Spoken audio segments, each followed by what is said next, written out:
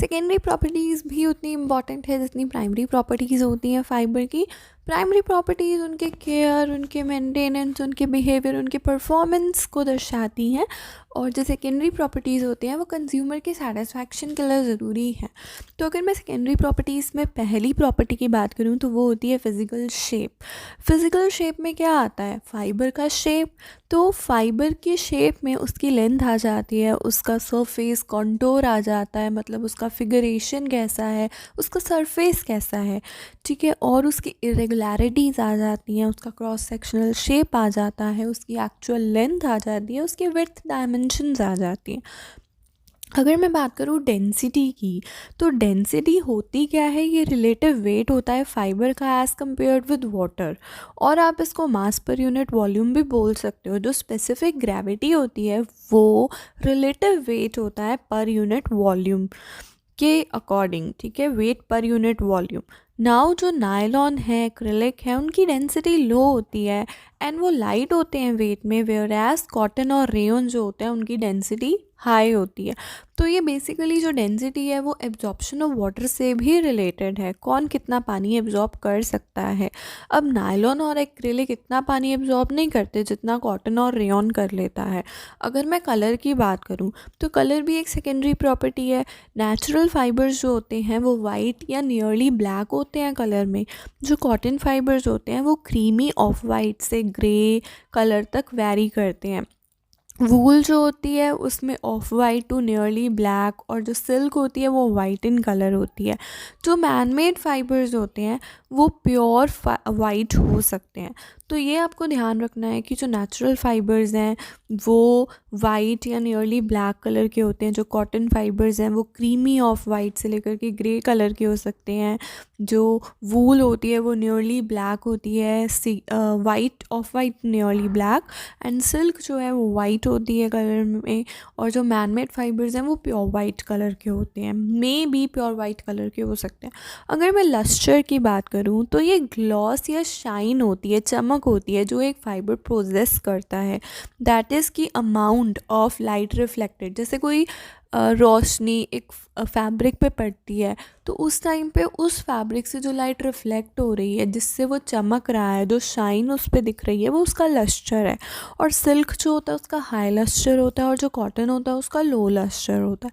अब moisture regain की बात करूँ तो ज़्यादातर जो फाइबर्स होते हैं उनका सर्टेन अमाउंट ऑफ वाटर एक इंटीग्रल पार्ट की तरह होता है ऑफ देयर स्ट्रक्चर। उसको मॉइस्चर रीगेन भी कहते हैं कि वो कितना मॉइस्चर एब्जॉर्ब कर सकते हैं। ये एक्सप्रेस होता है as a percentage of weight of the moisture free fibre. Moisture absorption की अगर मैं बात करूँ तो ये इंडिकेट करती हैं मॉइस्चर जो सैचुरेशन पॉइंट पे एब्जॉर्ब किया जाता है फाइबर के थ्रू। सैचुरेशन पॉइंट एक ऐसी स्टेज होती है जहाँ पे ज़्यादा सब्सटेंस जो है वो वेपर में नहीं एब्जॉर्ब हो सकता है या फिर वो सॉल्यूशन में डिज़ोल्व नहीं हो सकता है। फाइबर्स जिनका अच्छा मॉइस्चर रीगेन होता है वो ईजिली एक्सेप्ट कर लेते हैं डाइस को, फिनिशेस को, ठीक है, as compare to the fibres जिनका कम रीगेन होता है मॉइस्चर रीगेन।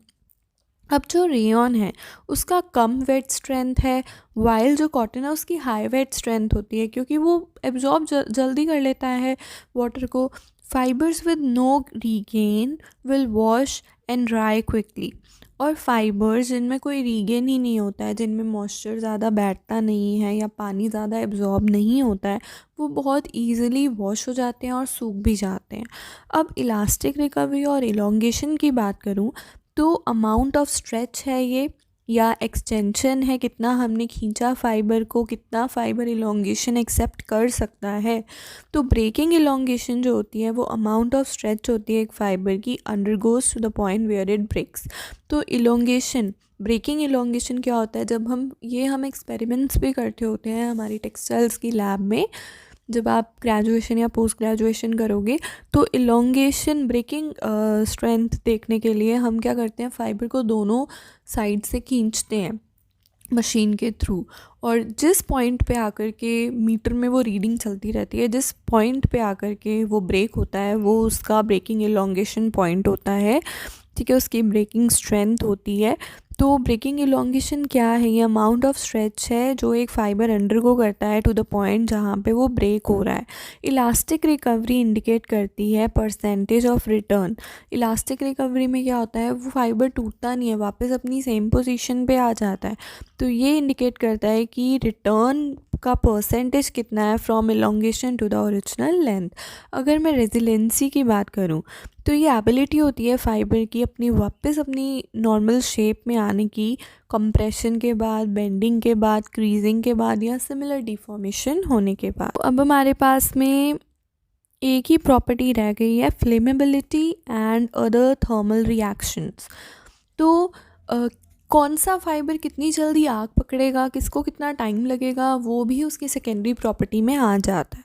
तो एक फाइबर जिसका अच्छी मॉइस्चर रीगेन या एब्जॉर्बेंसी है, वो पुअर कंडक्टर ऑफ इलेक्ट्रिसिटी होगा, दैट इज़ कॉटन। ठीक है। और जितने भी सिंथेटिक फाइबर्स हैं वो जल्दी जल्दी श्रिंक और मेल्ट हो जाते हैं। जो सेलुलोजिक फाइबर्स होते हैं वो बर्न होते रहते हैं और नीचे गिरते रहते हैं, उनकी ऐश गिरती रहती है, फॉल होते रहते हैं। थर्मल जो करेक्टरिस्टिक्स होते हैं वो भी इन्फ्लुएंस करते हैं टेम्परेचर को, कि किस टेम्परेचर पे आपने एक पर्टिकुलर फैब्रिक को लॉन्ड्रिंग के लिए देना है या आयरन करना है या ड्राई क्लीन करना है।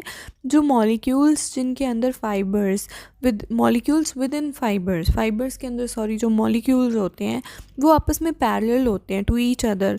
वो हाईली अलाइंड होते हैं, ओरिएंटेड होते हैं या पोजीशनड होते हैं, वो एसोसिएटेड होते हैं with good fibre strength and low elongation होता है उनका, एंड लो ओरिएंटेशन जो होता है वो प्रोड्यूस करता है कम स्ट्रेंथ। मतलब अगर एक फाइबर के अंदर मॉलिक्यूल्स अलाइन नहीं है तो उससे क्या होगा, लो स्ट्रेंथ हो जाएगी उस फाइबर की और इलोंगेशन हाई हो जाएगा, ब्रेकिंग स्ट्रेंथ उसकी बहुत ज़्यादा बढ़ जाएगी, क्योंकि इलोंगेशन उसका ब्रेकिंग स्ट्रेंथ है, उसका ब्रेकिंग पॉइंट बताता है जो ब्रेकिंग इलोंगेशन होता है।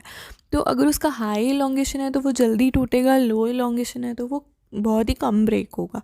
तो in this molecules lie in random arrangement.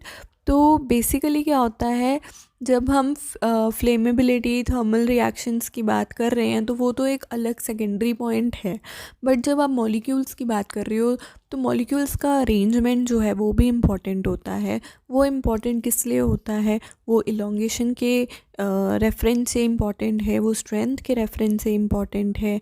ठीक है। और इसमें मॉलिक्यूल्स का रैंडम अरेंजमेंट जो होता है वो भी अफेक्ट करता है। तो बेसिकली आई होप आपको समझ में आ गई होंगी सेकेंडरी प्रॉपर्टीज़ क्या हैं और पोजीशन जो है फाइबर्स की वो कैसे अफेक्ट करती है, उसकी स्ट्रेंथ से कैसे रिलेटेड है और इलोंगेशन से कैसे रिलेटेड है। तो अगर वीडियो अच्छी लगे तो वीडियो को लाइक कीजिएगा, शेयर कीजिएगा, चैनल को सब्सक्राइब कीजिएगा।